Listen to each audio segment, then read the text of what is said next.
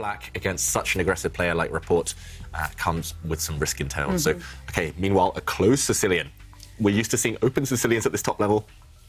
The closed Sicilian maybe dropping out of fashion ever since the days of Spassky, the former world champion.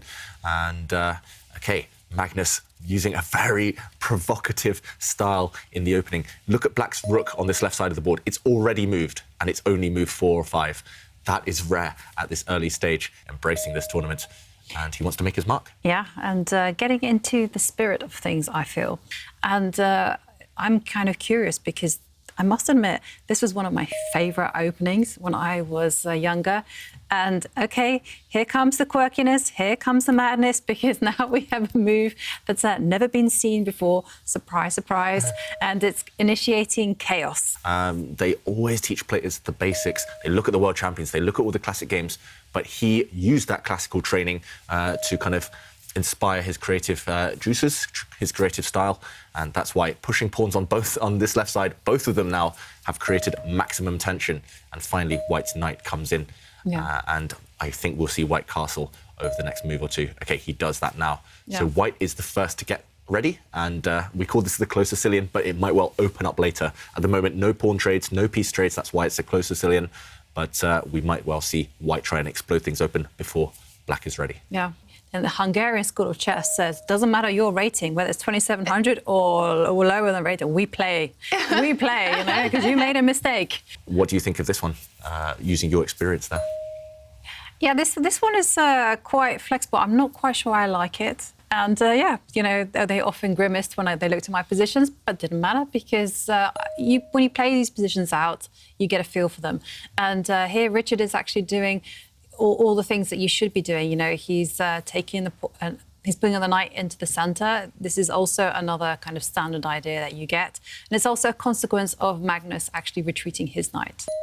Yeah, and finally, belatedly, Magnus does castle.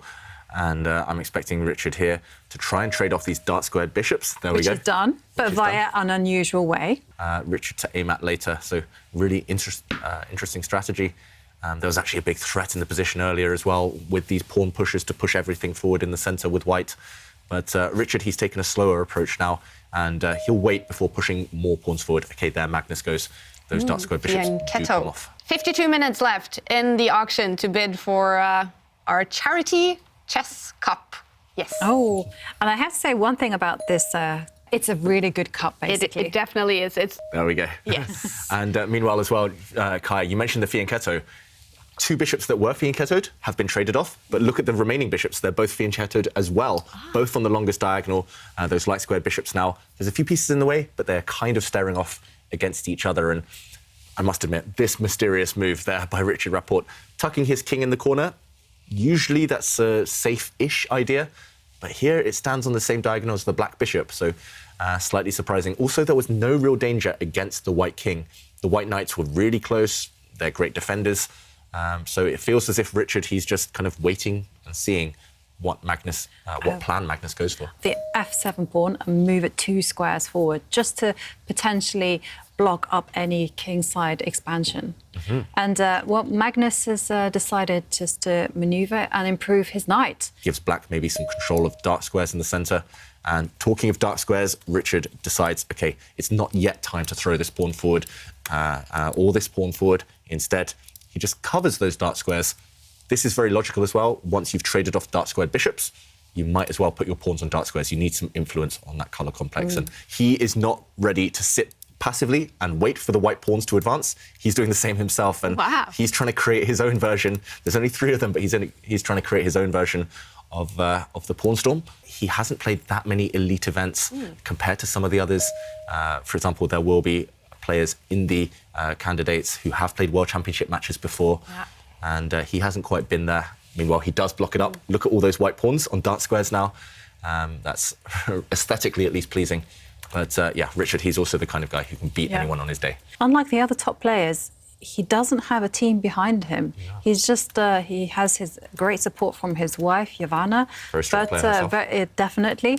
But really, there's no other teams to help him. He doesn't have any seconds. He does a lot of his work by himself. preferences. A lot of top players, as we saw in the World Championship match in Nepomniachtchi there, he ended up playing openings that his seconds recommended, but it didn't really suit his style. So, yeah, Richard, very much an individual player, and he embraces that. And yeah, I'm struggling to find a move here from Magnus. Maybe he has to open things up. Maybe he has to trade off some pawns, because I'm getting scared. After you mentioned the word checkmate, Jovanka, I'm getting scared that the Black King has just been abandoned to its fate, and White's Knight, as we mentioned, is about to jump in with some nasty checks. And, OK, he doesn't go for this. As you mentioned, Jovanka, now this rook is eternally locked out of the game. This is a real thorn in White's side, really far advanced down the board. But then again, White would have ideas of just jumping in and checking this Black King. Very much Black controlling the left side, White controlling the right side. Instead, Magnus deciding, OK, this one is too blocked, too locked up. And actually, block positions, Rapport does tend to thrive, just because he's able to use his creativity with the maneuvers. So Magnus instead opens things up. So he's trying to angle for a potential queen trade. These pawns, because Black's knight is defending it, he's going for it. He's going for the attack. Now, I was going to say, White's knight can jump in, and look at these two white knights. Together, they are aiming towards this Black King. Richard, who looks more confident of the two. And, OK, Magnus does indeed grab a pawn. Yeah. OK, he has gone for it. OK. Oh, my God. This is like a typical kind of Bobby Fischer type of attack. You know, Bobby doesn't care about the left side of the board. He's going all in for the checkmate. Magnus, the computer thinks he's doing well, but wow, such a calm move. Just pushing a pawn forward one square. He wants to use his rook on the second rank, maybe, Jovanka, as you mentioned. That white rook on the A2 square maybe wants to swing across and help the attack. And I was going to use a word that I know Simon, our good friend, Ginger GM, uses all the time. He says it's a discombobulating move. Confusing. And talking of discombobulation, these Black Knights are really confusing me, and I'm pretty sure they're confusing Rapport, because Magnus, one of his knights was attacked. He just left it en prise, as we say. He left it attacked. The other Black Knight has joined the action, and look at that white rook on the A2 square. Shouldn't really scare you. No, it isn't one knight, it's two knights at least temporarily for Rapport, and he's jumped in with a check. I'm expecting to see the king step forward. If you step into the corner, then it's more likely you'll actually get checkmated on the side of the board. For example, as we mentioned, if the queen comes in and tries to go for your king, at least, as Magnus has done, at least with the king here, and meanwhile, maybe you don't have that luxury of 4 or 5 moves. Your rook is attacked. Wow, Rapport just gambling, giving away everything. He's decided it's not worth saving this rook. It's not worth saving this pawn. He's just brought his queen in. Yeah. And, OK, it's the last chance for him.